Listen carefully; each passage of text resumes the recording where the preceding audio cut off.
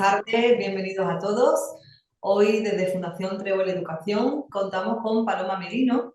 Ella es genetista, docente en ciencias y es especialista en altas capacidades. Esta tarde pues, nos va a dar un poquito de luz y nos va a ayudar a comprender mejor cómo tratar y dar una herramienta tanto a padres como a docentes para llevar estos niños de una mejor manera. Bienvenida, Paloma. ¿Qué tal? Encantada de estar aquí y muchas gracias por invitarme. Muchas gracias a ti. Comienza y danos luz, un poco de luz. ¿Sí? Venga, pues vamos a ello. Comparto pantalla y confírmame que lo ves correctamente. ¿Sí? Venga, pues empezamos. Eh, Efectivamente, como ha dicho Pilar, soy Paloma Merino, soy genetista de carrera, pero también soy docente de biología en secundaria y me he especializado en la atención al alumnado con altas capacidades. Entonces, la charla que vamos a ver hoy, ahora os comparto la siguiente diapositiva. Vamos a hacer como un pequeño resumen de todo lo que vamos a ver con dos imágenes que yo creo que os van a llamar la atención. La primera imagen tenemos aquí a Marilyn Monroe con la frase "yo no lo veo", ¿vale? Y es un ejemplo muy ilustrativo de una de las realidades que se vive en el aula con con el alumnado de altas capacidades, que es cuando el docente o el orientador del centro no lo ve. Y en este caso pongo a Marilyn Monroe porque es conocido que ella era una persona con altas capacidades y no solamente eso, sino que se decía que tenía un coeficiente intelectual superior al de Albert Einstein. Pero como no era la típica niña empollona que se dedica a la ciencia, pues no lo vemos y no se le conoce por esto, en esta faceta, digamos, ¿no? Y ahora os pongo una segunda imagen, que es la portada de este disco de Manolo García, porque va acompañado con la frase de "el último de los NEAE", ¿no? Haciendo alusión también al último de la fila. ¿Por qué ponemos esta frase? Porque al final también parece que el alumnado con altas capacidades es el último de la fila, el que se atiende al final cuando ya están, digamos, los demás el demás alumnado de este aula que tiene necesidades específicas ya está más o menos atendido, pues entonces cuando el docente puede sacar recursos y fuerza para atender al alumnado con altas capacidades. Entonces, con estas dos frases e imágenes clave, vamos a enlazar todo el resto de la presentación. ¿Desde dónde vamos a enfocar esta presentación? Desde la visión mía personal como persona con altas capacidades, que no hace tanto tiempo fui la alumna con altas capacidades a la que tenían que atender. Y bueno, pues durante mi recorrido académico pues me han hecho diferentes adaptaciones curriculares, me han acelerado de curso, algunas cosas salieron bien, otras cosas no salieron tan bien. Eh, bueno, digamos que tuve la experiencia completa de las altas capacidades. Por otro lado, también aporta mi visión profesional como genetista, investigadora biomédica, bueno, por el área de la salud. Esto me permitió conocer lo que era el desarrollo de la cognición humana y de la inteligencia desde un punto de vista sanitario y biológico. Y además también soy docente de secundaria y ejerzo como tal, por tanto tengo la visión de detrás de la puerta, ¿no? Cuando se cierra la puerta del aula y te ves sola con los 25, 30 o 30 y poco alumnos para ti solita. Entonces, claro, digamos que la visión cambia desde cuando eres tú el alumno a cuando te enfrentas a la realidad del aula ahora como docente. Lo ves diferente. Y por último, también lo voy a hablar desde mi punto de vista de estudiosa de las altas capacidades, a través del doctorado en psicobiología de las altas capacidades que inicié. Y actualmente estoy también haciendo el grado en psicología, como me aburría, pues digo, venga, pues también en la carrera de psicología.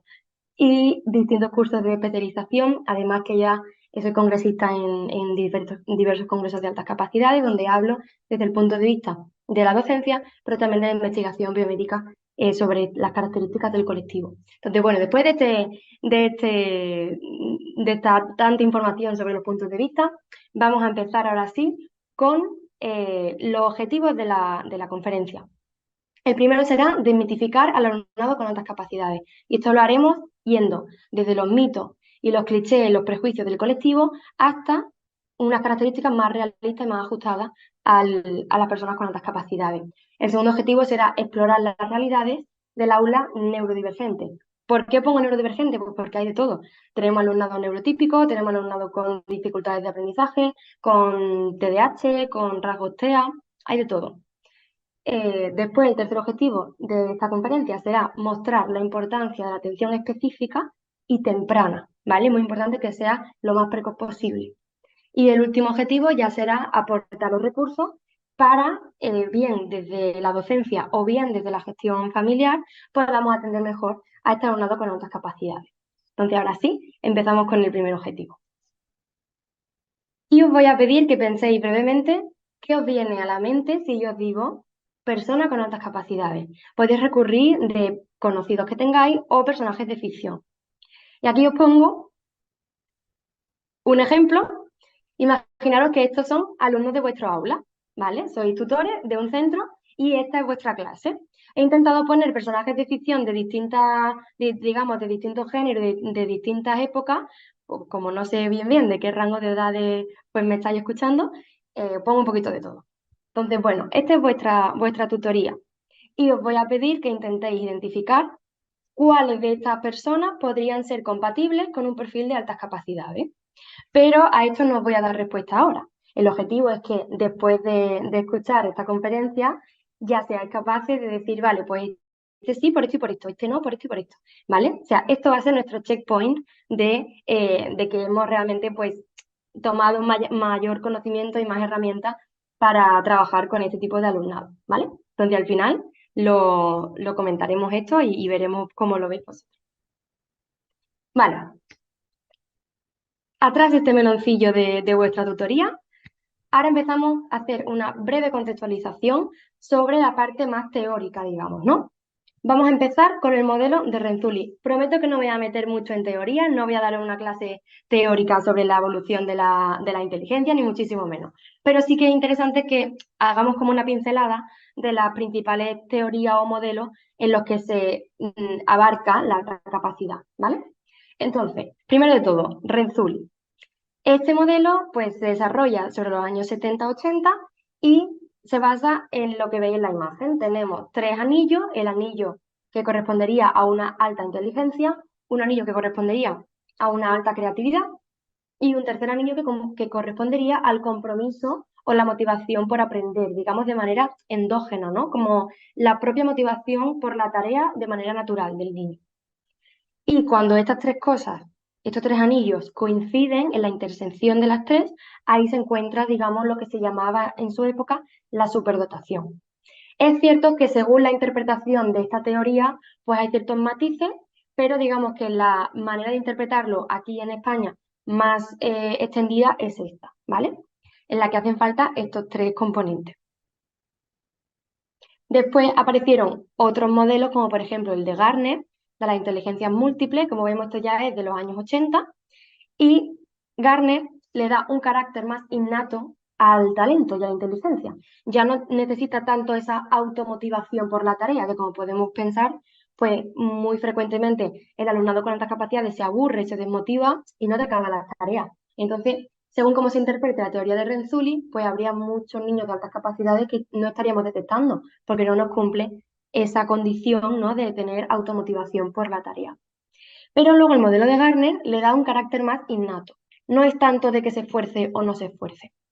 Y propone la teoría de las inteligencias múltiples y esto se puede relacionar cada inteligencia de Garner, como vemos aquí, inteligencia verbal, lógico-matemática, visoespacial, kinestesia corporal, naturalista. A cada inteligencia se le puede asociar como un talento, ¿vale? La persona que tenga alta ese área de la inteligencia, pues tendrá un talento en ese área también, ¿vale?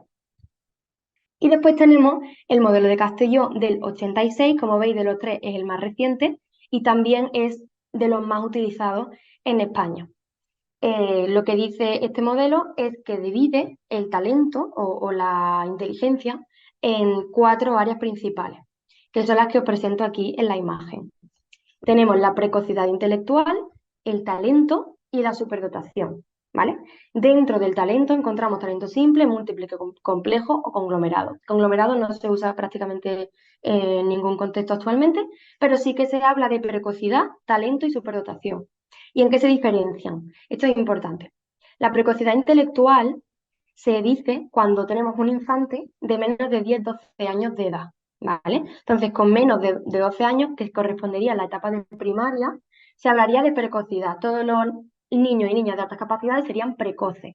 Pero eso no quiere decir que no tengan altas capacidades. Es que la precocidad es un tipo de altas capacidades. Por tanto, tienen su derecho a beca, a una educación específica, etcétera, ¿vale? Digo porque me he encontrado informes de psicólogos y de centros que ponen, no, precocidad intelectual no es altas capacidades. No, no, sí que lo es un tipo, ¿vale? Simplemente depende de la edad que tenga el evaluado. Y a partir de estos 12 años de edad, ya sí que se puede hablar, digamos, de un talento o un perfil de superdotación. Y la diferencia muy rapidillo sería el talento, si seguimos un poco el área de Garner, por ejemplo, de aquí atrás, pues talento sería, por ejemplo, talento verbal, destaca en ese área, sería un talento simple. O puede ser un talento complejo si destaca en varias áreas.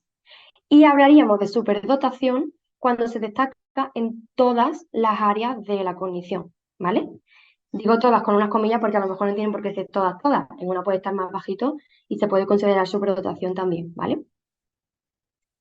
Entonces, actualmente, después de toda tanta teoría, lo que se usa es un mix entre las teorías y esto quiere decir que según la comunidad autónoma, según el propio centro educativo o el centro de psicología privado específico o incluso el profesional en concreto, el docente o la orientadora del cole, va a tener o va a seguir una rama u otra rama. Sí que es verdad que a nivel autonómico ya se marca y se dice, se dan unas indicaciones sobre a qué modelo acogerse en esa comunidad autónoma. Pero esto no pasa en todas las comunidades. En Andalucía, por ejemplo, sí que tenemos un marco y una guía de intervención. Vale, y aquí ya se acaba la teoría. Y ahora os hago una pregunta. Aquí os tengo una foto de Beethoven, ¿vale? Y os pregunto, Beethoven, no ponemos en duda que fuera un genio musical, por ejemplo, ¿no? Pero no sabemos cómo se le daba a hacer análisis sintáctico de oraciones, o cómo de bien se sabía la fotosíntesis, o cómo se le daba a derivar e integrar, ¿vale? Entonces, un poco con altas capacidades es lo mismo. Si a lo mejor Beethoven no se hubiera encontrado con el mundo musical y no hubiera desarrollado su talento musical, a lo mejor en las áreas académicas era malo, malísimo y se le daba muy mal estudiar y era un mal estudiante. Pero como encontró su nicho, digamos, pues pudo florecer y pudo desarrollarse y hoy lo consideramos un genio de la música, ¿vale? Pues con altas capacidades es un poco igual, que no destaque en todas las áreas o que a lo mejor a vista de un profesor no destaque en el área académica, no quiere decir que no pueda tener un talento en algo que a lo mejor no conoce o que en el centro no lo puede explotar o no lo puede desarrollar, ¿vale? Y ahora os pongo, nada, una pinceladilla por si os interesa, a mí me parece súper interesante, que es el efecto Flynn. ¿Qué dice el efecto Flynn? Que la inteligencia ha ido subiendo con las generaciones, ¿vale? Digamos que cuando hacemos un test de inteligencia, lo estandarizamos en el coeficiente intelectual de 100, ¿vale? ¿Qué pasa? Que se ha visto con las décadas que este coeficiente iba subiendo cuando se iban haciendo las pruebas. Entonces, a lo mejor cuando se desarrolló esa prueba, se estandarizó en un 100, como la media de la población. Pero 10, 15 años después, pues ya se desviaba al 107 y a los 20 años, 110. Entonces, hubo que ir reajustando la complejidad y la dificultad de las pruebas de coeficiente para que siguiera estandarizándose en el 100. Eso quiere decir que a lo mejor una alumna que hoy tiene un coeficiente de 125, hace 40, 50 años hubiera salido superior por el efecto Flynn, ¿vale? Esto para que veáis que es muy relativo un poco el concepto de la inteligencia. De hecho, en muchas comunidades ya no se habla de cortar por el cociente intelectual, se basa en otros criterios, ¿vale? Y ya no se habla de 130. Si hablamos de CI, cortamos en 120, no en 130, ¿vale? Y ahí os lo dejo el efecto Flynn por si lo queréis investigar un poquillo más. Vale, y ahora sí que vamos con algunas características del colectivo más específicas.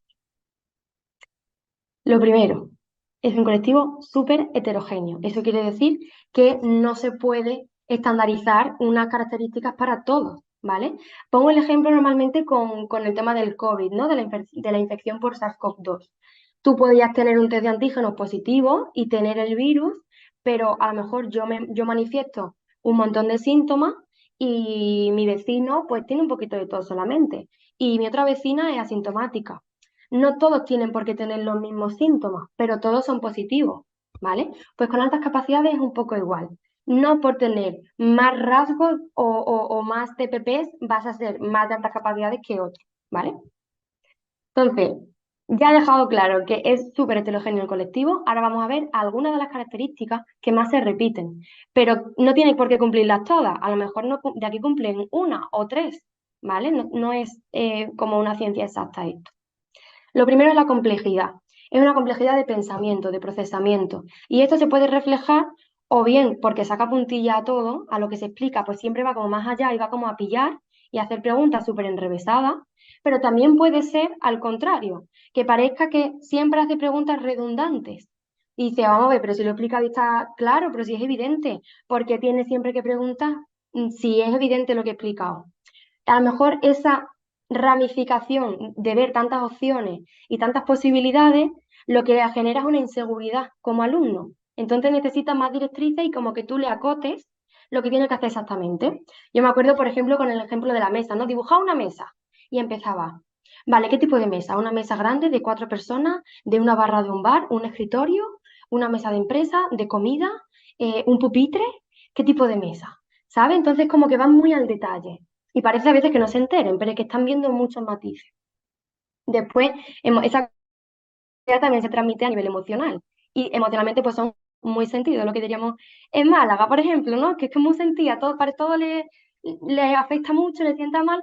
Hoy, por ejemplo, podemos hablar de paz, de las personas de alta sensibilidad.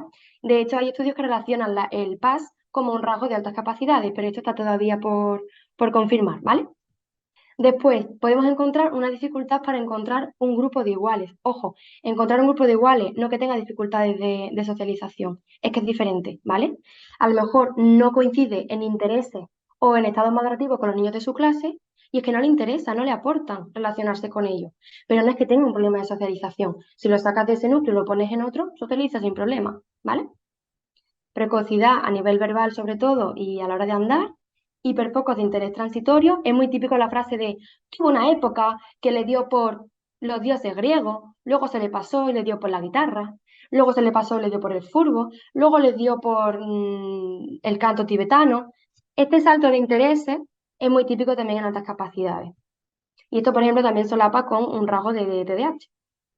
Después tenemos la tendencia a cuestionar la autoridad y retar al docente, perfeccionismo e hiperexigencia, sobre todo en niñas, tendencia al liderazgo, otra cosa es que lo puedan ejercer o que ya haya otro líder, por ejemplo, y no puedan explotar esta faceta. Alto sentimiento de justicia y traición, esto sí que es súper común en altas capacidades.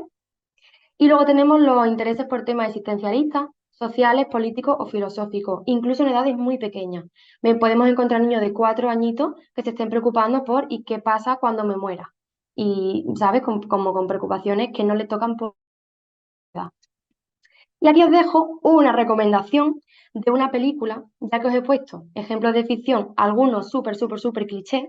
Ahora os pongo un ejemplo de una película nueva que ha sacado Netflix, salió en febrero de este año, que se llama Orión y la oscuridad, y aquí podemos ver personajes con altas capacidades que no sucumben tanto, digamos, al cliché, ¿vale? Lo podemos ver de una manera pues más realista a cómo sería el colectivo de altas capacidades. Os la recomiendo por si la queréis ver, es una peli súper bonita y si ya vamos con el filtro de intentar detectar rasgos de altas capacidades, pues puede ser muy divertido también verlo.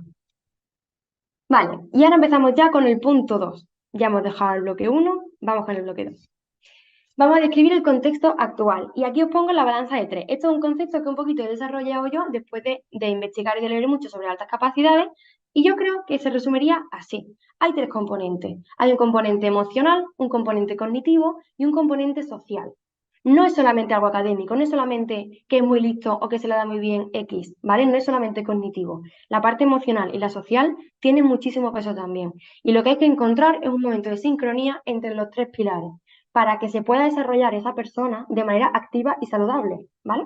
Este es el objetivo. Para mí personalmente, como persona de altas capacidades y como profesional que me dedico a ello, es el objetivo y lo que al final las familias también buscan, que se desarrolle de una manera saludable y activa, que sean lo que quieran ser. No tienen por qué ser presidente o cirujano o investigadores porque tengan capacidad para serlo. Tienen que ser felices, como todas las demás personas. no tienen por qué explotar el talento porque a lo mejor ni le interesa eso. Tú puedes tener talento matemático, pero que ahora te interesa el ciclo de las rocas y no te interesan las mates, ¿vale? Entonces, no es solamente algo académico. Después ponemos un ejemplo de qué pasa con las polarizaciones y las desarmonizaciones. Esto sería lo que puede suceder si aquí que tenemos la balanza, si se descompensa por alguno de los pilares, ya vienen las polarizaciones. Entonces, si tenemos que a nivel cognitivo hay una descompensación, pues podemos encontrar que se polarice, o bien hacia obsesión por estudiar, o bien a lo contrario. No quiero saber nada, me desmotivo, paso de estudiar y fracaso escolar, y yo me voy con mis amigos y ya está, y no quiero saber nada. Y lo mismo pasaría a nivel social y a nivel emocional, ¿vale? Que vienen un poco las polarizaciones de conducta, porque además son de extremos, blancos o negros, no hay escala de grises, ¿vale? Por eso cuando se desregula se nota mucho porque es que son polares, ¿vale? Y aquí pongo algunos ejemplos que no voy a entrar tampoco en hablar mucho de estas cosillas, pero sí que podemos ver en el aula, sobre todo, manifestaciones de que hay despolarizaciones con el tema de anticipación pesimista, que se preocupan mucho, sobre todo, por las consecuencias. Ves que no trabajas para disfrutar, no trabajas para aprender, trabajas para evitar hacerlo mal, o para evitar que baje su estatus, o el castigo, o etcétera.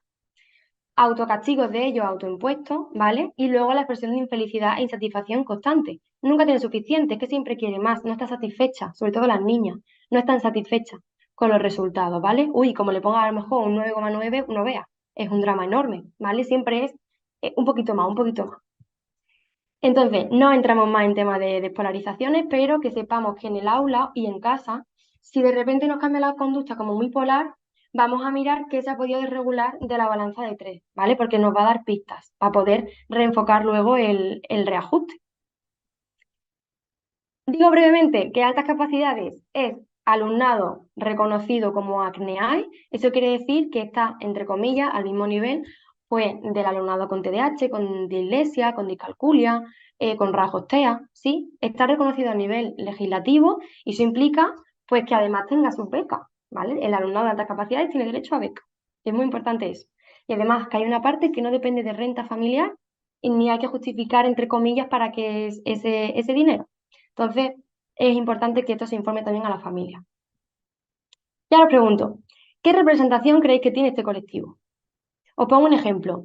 Las personas zurdas, que en el aula podemos tener unos 2, 3 niños zurdos más o menos, ¿no? Representan un 10% de la población. ¿Cuánto creéis, en porcentaje, que son de altas capacidades? Si las personas zurdas son un 10, ¿cuánto es más o menos los que tienen altas capacidades? Pues es curioso porque con altas capacidades también es un 10%. Y ahora pregunto, ¿conocéis más o menos el mismo número de personas zurdas que personas con altas capacidades? Porque yo conozco muchísimos más zurdos que personas con altas capacidades, ¿vale? Y por aquí engancho con la siguiente pregunta.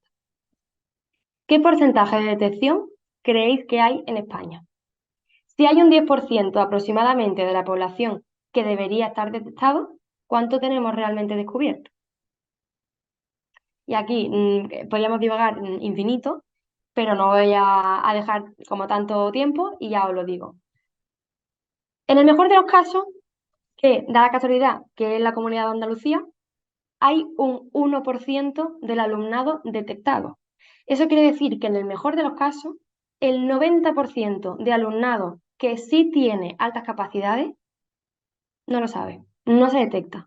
Y probablemente si no se detecta, tampoco se atienda de manera específica, ¿vale? Y este es el mejor de los casos. Luego nos podemos ir a otras comunidades, como Cataluña, por ejemplo, que ronda el 0,25. 0,25. O sea, como el 97% no está detectado. Esto también se puede entender como que tenemos un súper reto educativo de descubrir el talento que tenemos y que no estamos a lo mejor viendo, ¿vale? O sea, que nos queda mucho que hacer y la idea es cogerlo con ganas. Y ahora os digo una cosilla, como una aclaración. Si tenemos un aula de 30 alumnos, más o menos, tendría que haber más o menos unos 3 de altas capacidades, porque si es un 10%, pues de 30 a 3. Pero esto no quiere decir que si yo estoy en un aula y tengo uno, tengo que sacar dos porque hay dos más. A lo mejor no, a lo mejor en ese aula solo hay uno. O si tengo un aula en el que tengo 5, oh, me he pasado. Hay dos que no deberían ser. No, esto al final es estadística y en cada aula pues hay lo que hay, ¿vale? Pero más o menos, de hecho sí que sirve más hacerlo a escala de centro. Si tenemos 1000 alumnos, puede haber unos 100 de altas capacidades. Quizás hacerlo a nivel de aula es una representación tan pequeña a nivel estadístico que a lo mejor en una clase tiene 7. Y no es que te hayas equivocado, es que ha dado la casualidad, ¿vale? Y otra preguntilla que os lanzo, tema de género. ¿Qué pensáis? ¿Hay sesgo de género? En principio, la inteligencia no depende del género. Entonces, debería haber un 50% de niños y un 50% de niñas con altas capacidades. ¿Pero esto se cumple? Pues la realidad es que estamos, en el mejor de los casos, en un 65-35. Es decir, en Andalucía, que es donde más alumnado hay detectado, el porcentaje está en un 65% de niños y un 35% de niñas. En otras comunidades, que son la mayoría, esto está peor. Está en un 70% de niños y un 30% de niñas. Y ya hemos visto que no es que las niñas sean más tontas, es que se adaptan más, ¿vale? Es que cuesta más de detectarlas porque le dan mucha más prioridad a la parte social y a ser aceptada socialmente, a no destacar, que no a la parte más académica. Y además hay otra cosa, que esto ya es fallo nuestro como adultos, ¿no? Es lo que tenemos asociado de que no, la niña no es lista, la niña es responsable. La niña es trabajadora, organizada, pregunta, se esfuerza, lo hace con mucho cariño lo que trabaja, se esfuerza porque esté bien, pero no es lista, es responsable. Sin embargo, el niño, él lo hace todo una letra malísima, lo entrega de cualquier manera, estudia el día de antes, sí estudia, y aprueba y saca muy buenas notas. Es que es muy listo. Pero la niña que saca buenas notas es porque se esfuerza, ¿vale? Vamos a intentar cambiar también un poquito el ojo en este sentido, porque es que estamos perdiendo a la inmensísima mayoría de niñas con altas capacidades, que es que las tenemos delante, pero no las vemos, ¿vale? Y otra temilla muy interesante, que tampoco voy a entrar mucho, es el tema de la doble excepcionalidad. La doble excepcionalidad es cuando tenemos altas capacidades con otro tipo de dificultades o de neurodivergencia. Por ejemplo, altas capacidades con TDAH, altas capacidades con rasgos TEA o altas capacidades con una sordera, por ejemplo. ¿Vale? Eso sería una doble excepcionalidad. Y además podemos tener excepcionalidad múltiple de altas capacidades, TDAH y rasgos TEA. Esto puede ser ya, cada uno puede tener lo que tenga, ¿vale? Pero que no porque tenga más altas capacidades va a tener menos dislexia, ni viceversa. Esto es como ser rubia y diabética, no por ser más rubia va a ser menos diabética, ¿vale? Pues es lo mismo. ¿Qué pasa? Que se da un fenómeno de compensación, que las dificultades que a lo mejor le está generando la dislexia la compensan con la facilidad de las altas capacidades, a nivel verbal, por ejemplo, ¿sí? Porque puede haber talento verbal disléxico, puede pasar, y de hecho pasa mucho, ¿sí? Entonces, como se van compensando dificultades, cuesta mucho de hacer lo que sería el diagnóstico diferencial, porque, ay, que no termina de encajarme ni en un sitio ni en el otro, algo tiene, pero no sé bien el qué, pues a lo mejor es una doble excepcionalidad, y habría que hacer pruebas y esto se ve en unas pruebas, ¿vale? Yo, de hecho, me he encontrado un caso de un peque de 7 años que a los 7 años le ven que tenía una sordera del 50%. Pero ¿qué pasa? Que de pequeñito es que era autista. Claro, el niño no habla, el niño no tal, él es autista. Cuando se le hacen pruebas se ven que no es autista y que tiene otras capacidades. Pero como empezó a hablar tarde y no terminaba como de aterrizar, pues se pensaron que era autista. Y no se dieron cuenta hasta los 7 años que una pérdida de audición del 50%, porque aprendió a leer los labios de manera autónoma y aprendió a captar sus recursos de manera autónoma. Entonces, se compensó la dificultad de la reducción de la audición por las altas capacidades. Súper interesante la doble excepcionalidad. Y hay que tenerla en cuenta en el aula también. Y no voy a entrar tampoco muchísimo más en eso. Y ahora, después de este Kick un poquito de cómo está el contexto, ahora vamos a aterrizar un poquillo más en lo que sería el aula, ¿vale? Preguntas. Es que hay muchísimas preguntas. Y estas preguntas pues pasan desde... Entonces vamos a ver que yo me entere. ¿El coeficiente es importante o no es importante? ¿Qué? ¿120 o 130? ¿Cómo yo lo defino si tiene altas capacidades o no? Renzulli con los anillos o Castelló con la precocidad. Pero entonces altas capacidades y el autismo tienen algo que ver. ¿Van juntos? ¿No van juntos? ¿La alta sensibilidad entonces es una cosa aparte o es una característica de las altas capacidades? ¿Y con la edad eso se pasa o no se pasa? Es que hay muchísimas preguntas que están abiertas actualmente y que son debate en la comunidad, ¿vale? Y además, ya vamos a hilar un poquillo más fino, que sería a nivel legislativo, por ejemplo. nos encontramos que hay comunidades que cortan en 120 y comunidades que cortan en 130. Eso quiere decir que tú puedes tener una alumna con altas capacidades, su beca, su adaptación curricular y toda su atención específica en Córdoba, pero se muda a la familia a Madrid y como allí es 130, pues ya no tiene el derecho, ya no se le reconocen las altas capacidades, pierde el derecho a beca, etcétera. Y esto está pasando actualmente, ¿vale? Entonces, hay como un terreno fanganoso a nivel legislativo que no se deja como muy claro ni qué son ni cómo se clasifican. Y a nivel autonómico, pues podemos encontrar este tipo de variaciones incluso de una comunidad a otra, que esto es muy fuerte, ¿vale? Entonces, hay muchísimas preguntas en el ámbito sobre todo educativo, que es, digamos, como la línea de atención principal, ¿no? ¿Y qué pasa con todo este concepto de incertidumbre entonces? Pues nos encontramos que a nivel profesional, sobre todo docentes, psicólogos y pediatras, encontramos un sentimiento de inseguridad tanto para detectar como para identificar y atender. Y aquí hago un break para explicar la diferencia entre detección, identificación y atención, ¿vale? Sobre todo entre estos dos, entre la detección y la identificación. Detectar es como decir, uy, parece que sospecho. Esa sospecha, eso es detectar, ¿vale? Y eso lo puede hacer cualquier persona de la comunidad educativa, el padre, la tita o el primo. No hay problema. Detectar es decir, uy, parece que, ¿vale? Y ya eso, esa sospecha se traspasa a la persona responsable, que puede ser la orientadora del centro o un psicólogo privado, ¿vale? Que esa persona sí que va a hacer la identificación, que sería lo que se llama el diagnóstico, ¿vale? Que es pasar las pruebas y decir, vale, esto hay. Pero como altas capacidades no es un trastorno ni una enfermedad, no se dice diagnóstico, porque eso implica patología. Se dice identificar o evaluar, pero no diagnóstico. Y luego la atención, pues la atención, ¿vale? ¿Qué más nos podemos encontrar? Que hay reticencia y rechazo a las altas capacidades porque entre la poca formación que llevamos de base y la alta demanda de las familias y del sistema educativo, pues se mezcla el que no sé bien cómo pillarlo y el que si lo hago a lo mejor lo hago mal y a quién pide ayuda y cómo sé si lo estoy haciendo bien. Es como una bola muy grande que empieza por la falta de formación y acaba en la falta de recursos. Y esto hace que los profesionales acabemos saturados y frustrados, porque al final todos queremos hacer bien nuestro trabajo. Pero por otro lado, la familia desarrolla un sentimiento de angustia y de estar desamparada, porque en el cole no me la terminan de atender bien. Si lo lleva a un centro de psicología privado, pues tampoco parece que acabe de sacarlo, o todo lo enfocan a un tratamiento, o son terapias que no acaban, o dónde lo llevo, en qué cole lo cambio, porque a mí me dice la familia, bueno, ¿y dónde lo meto? Me recomiendan un cole. Digo, y si yo supiera un cole, te lo diría, pero es que no depende tanto del cole.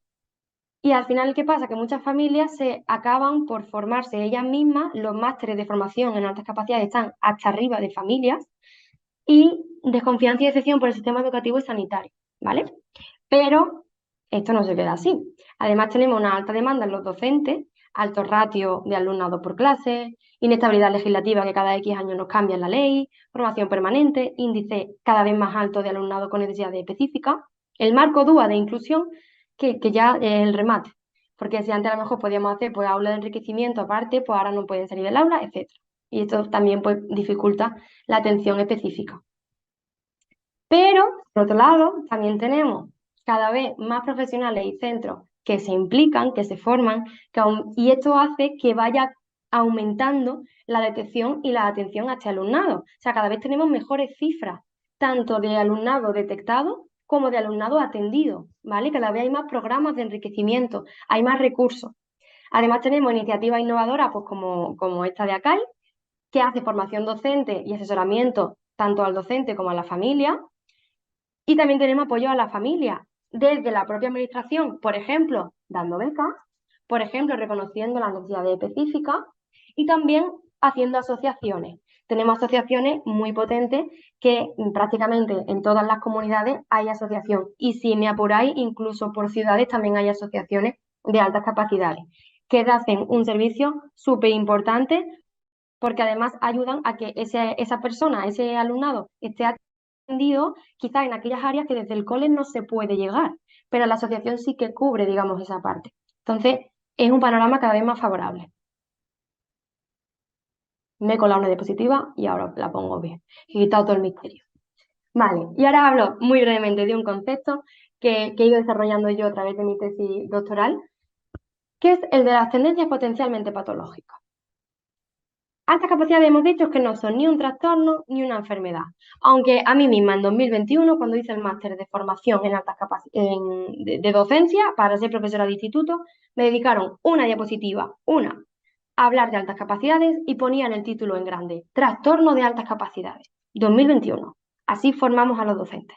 Luego, ¿qué queremos? Entonces, no son ni un trastorno ni una enfermedad. Eso quiere decir que no se diagnostican, por eso decimos que se evalúan, ¿vale? Pero parece que las personas con altas capacidades pueden presentar ciertas tendencias que deben aprender a gestionar para que no se desarrollen en algo patológico. Y aquí está la magia. Algunas de las TPP más comunes y que más podemos ver tanto en casa como en el aula son el perfeccionismo, las tendencias obsesivas, baja tolerancia a la frustración, altísimo sentimiento de justicia, existencialismo y anticipación y rumiación mental, ¿vale? Y os pongo un ejemplo de cómo funcionarían estas TPP. Curiosidad versus incertidumbre. Todos queremos que los niños y las niñas sean curiosos. Yo como profe lo que intento es generar curiosidad en mi alumnado y como familia también. Quiero que estén vivos, que pregunten cosas, que sean inquietos, que se reflexionen, ¿vale? Y esta curiosidad lleva de la mano la gestión de la incertidumbre. Ojo, porque si yo tengo una persona en clase que yo voy hablando y se le ocurre una pregunta, eso es curiosidad, y me levanta la mano y yo en ese momento no la puedo atender. O le digo al final de la clase, o le digo luego me lo pregunta, o algo así, cosas muy lógicas y necesarias también. Puede pasar que si esta persona, alumno, no tiene las herramientas de gestión de la incertidumbre necesarias, nos encontramos pues estas cosillas. Nos podemos encontrar que está en estado de alerta y de ansiedad constantemente, que a lo mejor llega a casa y peta emocionalmente o va obsesivo al ordenador a buscar las cosas o no para de preguntar en casa o en el recreo se va a hablar con el profe y dedica todo el recreo a darle vueltas a eso con los profesores o que en clase son súper impulsivos, súper impacientes, no paran de interrumpir, no paran de levantar la mano. Si pido a un voluntario nunca deja que los demás participen o corta el discurso de los demás. Estas conductas destructivas en el aula que pueden llevar a desajustes sociales como consecuencia. Entonces, esto es un doble filo de la curiosidad, pero no quiere decir que la curiosidad sea mala, la curiosidad es buena, buenísima, pero hay que darle herramientas para que gestionen la incertidumbre. Y esto sería un ejemplo de TPP, ¿vale? Tendencias potencialmente patológicas. Por tanto, conocer las TPPs puede ser de utilidad en el aula para detectar casos de altas capacidades y para establecer medidas de atención específicas, porque estas TPP nos van a decir que tengo que trabajar yo con esta persona, ¿vale? Vale, entonces hasta aquí el tercer bloque y ahora brevemente acabaremos con el bloque número 4, que sí que ya son herramientas de gestión en el aula, ¿vale? Y podemos ver, empezamos, ¿qué puede aportar el docente? Podemos tener lo que hemos comentado, la detección, que la puede hacer cualquier persona de la comunidad educativa. Puede ser el docente, el tutor, el profe de música o el señor de la cafetería. Cualquier persona que detecte que, uy, parece que eso es detectar, ¿vale? Ya se encargará la persona de referencia del centro, la orientadora, por ejemplo, en hacer las pruebas que toquen, ¿vale? Entonces podemos hacer la detección, facilitar el proceso de identificación y luego hacer la atención en el aula. Esta atención puede ser curricular mediante el diseño de estrategias de intervención, lo que se llama un PI o un plan de adaptación. Y orientación familiar. Es súper importante la adaptación familiar, ¿vale? Sobre todo porque es verdad que el alumno pasa mucho tiempo en el cole, pero también pasa mucho tiempo en casa y si al final esa familia no conoce qué recursos tiene, pues yo como tutor también puedo darle recursos. Simplemente decirle, oye, que sepáis que hay esta asociación, a ver si os interesan los talleres que hacen o a ver si os interesan las charlas de padres, por ejemplo, ¿no? O mira, que me he enterado que hay una formación en altas capacidades, ¿queréis asistir? Os paso información, ¿vale? Eso también es útil para la familia porque al final son recursos. Y también otra cosa importante, ¿en qué puede ayudar la familia? Porque no solamente es cosa del tutor o del profesor, la familia también puede ayudarnos. La familia puede ayudar en facilitar información. De un informe lo traslado al cole. Porque también puede pasar que a lo mejor hay una doble excepcionalidad de altas capacidades con rasgos TEA y es como, ay, no lo voy a llevar porque es que pone que tiene rasgos TEA. Pues ya se darán cuenta en el cole. No, lo que haya hay que atenderlo, ¿vale? Entonces, como familia, si tenemos un informe, se lleva todo, ¿vale? Porque es información útil para el docente. Y después proponer atención extracurricular dentro o fuera de horario escolar. Por ejemplo, decir, vale, pues si en el cole pues llegan hasta aquí con los recursos que tiene, pues yo voy a completar o voy a intentar ir a talleres de la asociación, por ejemplo, para darle ese plus que a lo mejor le falta en el cole, ¿no? Y coordinarme con el centro, porque muchas veces es el propio centro el que puede promover este tipo de actividades. Por ejemplo, a través del AFA, de la Asociación de Familias del Cole, que hay sitios en lo que se llama AMPA, AFI, AFA, en cada sitio lo llaman de una manera. Pero esta asociación de familias, igual que propone una extraescolar de baloncesto y la pagan los niños que juegan a baloncesto y los demás no, pues esto es lo mismo, puede proponer una extraescolar de enriquecimiento cognitivo y que vayan los niños de altas capacidades y que lo costen los niños de altas capacidades.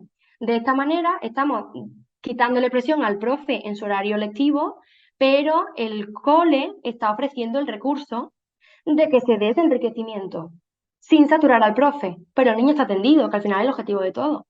Vemos cómo tenemos recursos que podemos ir sacando, entonces, por favor, tiramos de AFA, de AMPA, de AFI, de las familias, porque tenemos ese recurso también, vamos a usarlo. ¿Qué más recursos podemos tener?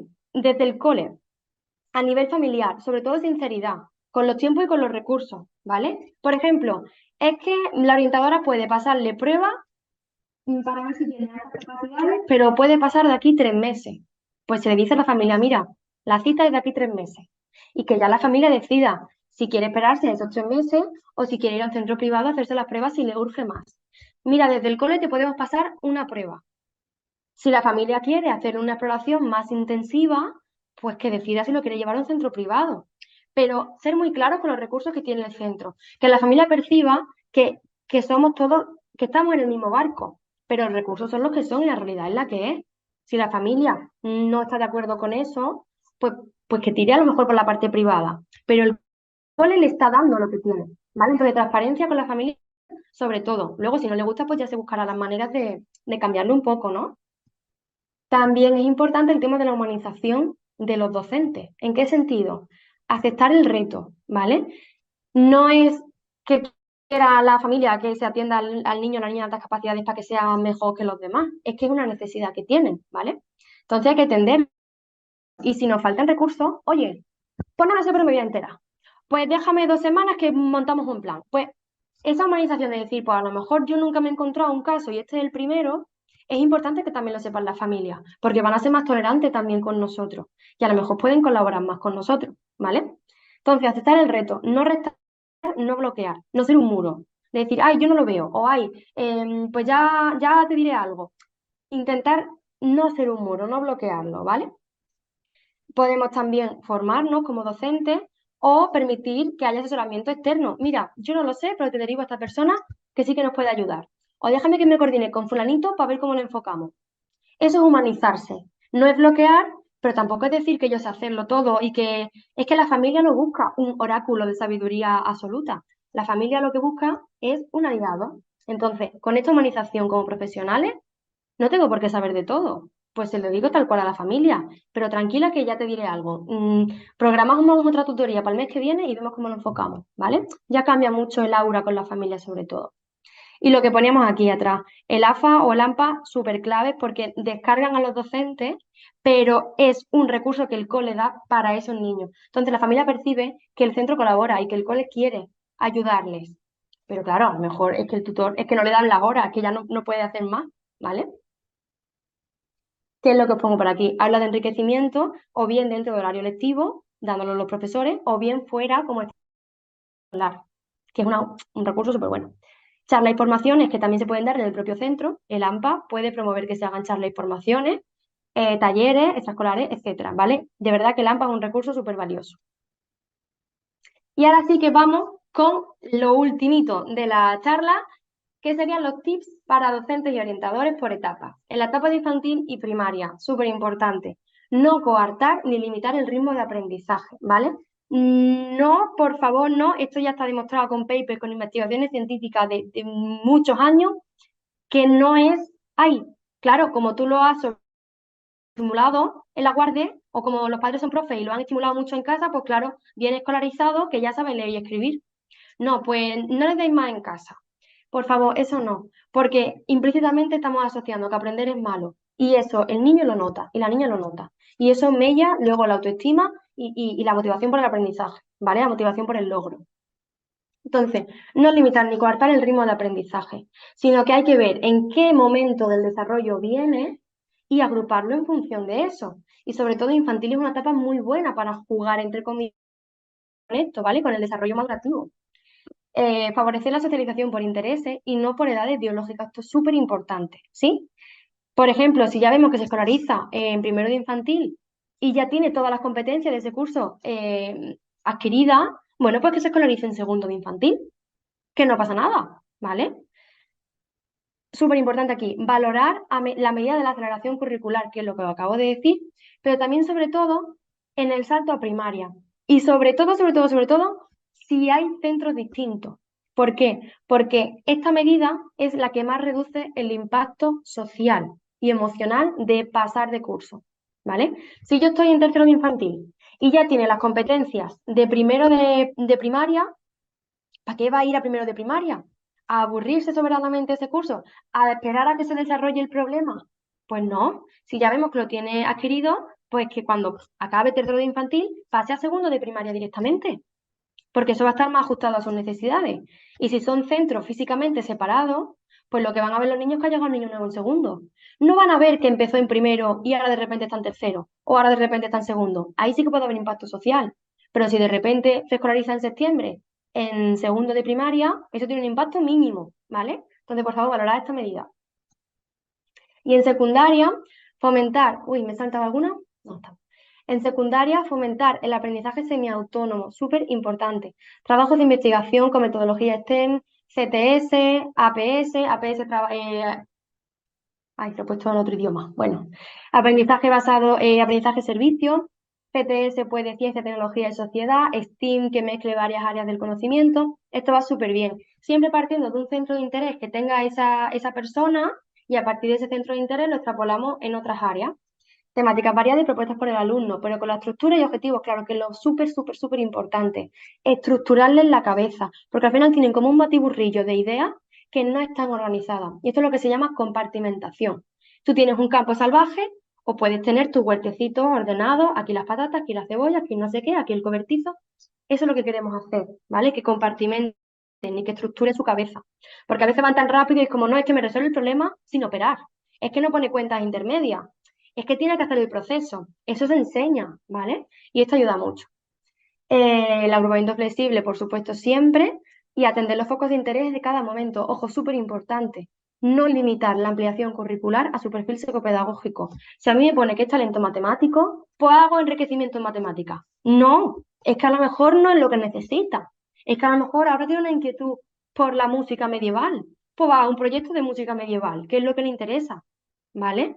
Y esto ya se puede extrapolar después, pero no vamos a limitar el ajuste académico a lo que pongan en el informe psicopedagógico, porque hablamos que es una complejidad de pensamiento y de interacción con el mundo. A lo mejor a esa persona ni le gustan las matemáticas, es que igual no le gustan.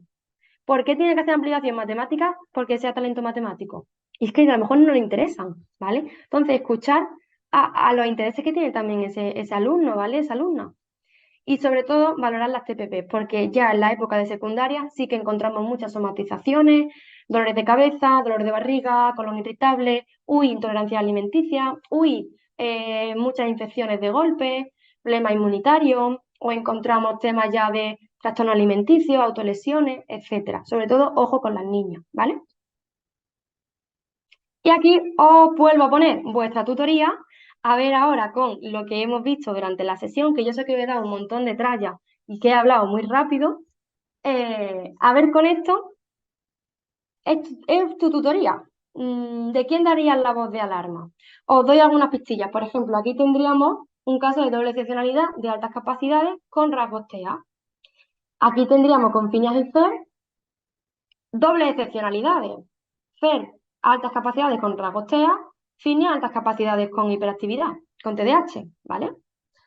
Y el caso de las niñas, por supuesto, súper, súper interesante. Aquí tenemos historial familiar, aquí tenemos el típico caso de la niña responsable, repelente, marimandona, pero que no deja de ser de altas capacidades. Y luego aquí también tenemos un caso de altas capacidades que yo os invito a que volváis a ver la serie que sacó Netflix, por ejemplo, con el filtro de que, uy, tiene un perfil compatible con altas capacidades. Ojo, yo no he pasado prueba a ninguno de estos personajes, ¿vale? No están identificados, pero sí que hay un perfil compatible con. Es decir, lo que yo he hecho ha sido detectar altas capacidades. Luego, pues habría que pasarle sus pruebas para ver, ¿vale? Aquí os dejo vuestra tutoría. Y ahora sí que sí, hemos terminado la charla. Espero que la hayáis disfrutado y que tengáis ahora la cabeza aplicándola a un montón de personitas y detectando nuevos casos. Por favor, os animo a detectar porque se gana mucho más de lo que se pierde. Recordad que hay más de un 90% que no está detectado, así que seguramente no os equivoquéis, ¿vale?